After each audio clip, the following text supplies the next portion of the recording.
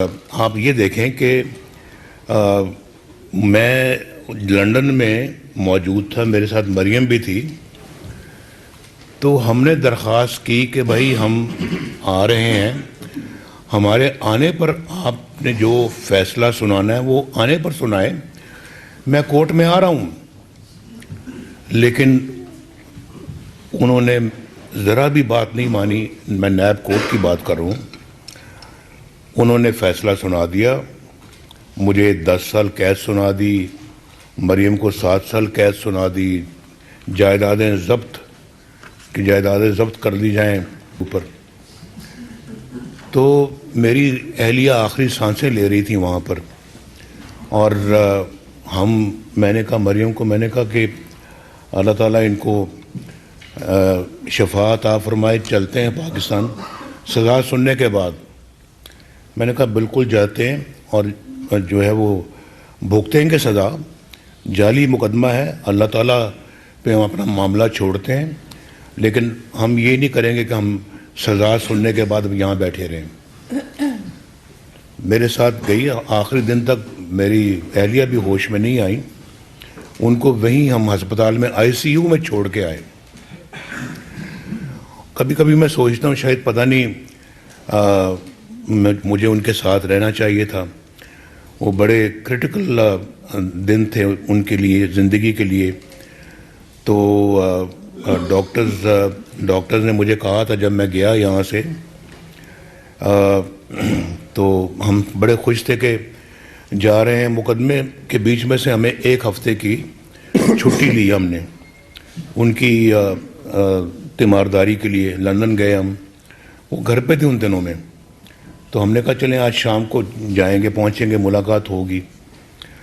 तो जब एयरपोर्ट पे उतरे तो हमें हुसैन लंदन एयरपोर्ट पे लेने आया। तो उन्होंने कहा जी कि आप अभी हम अस्पताल जाएंगे। मैंने कहा क्यों, क्या हुआ? कि रात को उनकी तबीयत बड़ी ख़राब हो गई, तो उनको ICU में दाखिल कर दिया गया। हमें बड़ी हैरत हुई कि क्या बात हो गई एकदम। वहाँ गए तो बेहोश थी। तो जो डॉक्टर था वो अपना अंग्रेज़ डॉक्टर था। तो मुझे अपना उनके साथ मैंने कहा इनसे हम ज़रा बैठ के बात तो करें, पूछें कि इनकी कंडीशन क्या है। तो बेहोश थी।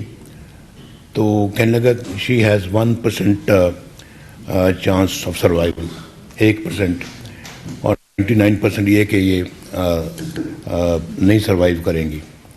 तो आप अंदाज़ा कर सकते हैं कि क्या वो हमारे ऊपर बीती होगी। तो हम वहाँ पे 1 हफ्ते के लिए गए, लेकिन उनकी तबीयत बहुत चूँकि ख़राब थी तो हमने एक्सटेंड कर दिया और भी। तो हम तकरीबन 1 महीना फिर वहाँ रहे। 1 महीने में वो होश में नहीं आई और फिर यहाँ सज़ा सुनते पर वापस आ गए।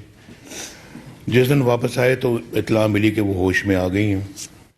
लेकिन वो होश में आना ना आना हमारे लिए तो एक ही बराबर था, क्योंकि हमारा उनसे कोई फिर राब्ता नहीं हो सका, सवाए कि जेल से मैं हफ्ते में हम 1-2 मरतबा टेलीफोन पे जो परमिशन मिलती है कैदियों को, तो वो अवेल करते थे, तो उससे बात होती थी उनसे। लेकिन वो बात करने की पोजीशन में नहीं थी। लेकिन डॉक्टर्स कह रहे थे कि रिकवर कर रही हैं। बहरहाल वो अचानक फिर अपना तबीयत उनकी नासाज हुई। उनको फिर दोबारा ICU में दाखिल कर दिया गया तकरीबन 3 महीने बाद। उन 3 महीनों में हम जेल वहाँ पे अडियाला में थे। तो वहाँ एक अजीब दास्तान है, वो मैं दास्तान सुनाना चाह रहा था। पहले भी आपने सुनी है, लेकिन वो एक बड़ी एक मानी खेज़ किस्म की दास्तान है जो बार बार मेरी तवज्जो उधर जाती है और मेरे मुंह से ये बातें निकलती हैं, बार बार निकलती हैं। कई दफ़ा मैं सोचता हूँ कि मैं बार बार क्यों बात करता हूँ, लेकिन करनी पड़ती है। ये बातें याद रहती हैं और ज़िंदगी भर याद रहेंगी, ये नहीं भूल सकती। ये वो ज़ख्म है जो कभी भरेंगे नहीं। और जैसे मैंने लाहौर आके ये कहा था 21 अक्टूबर को कि मैं किसी इंतकामी जज्बे से यहाँ नहीं आया।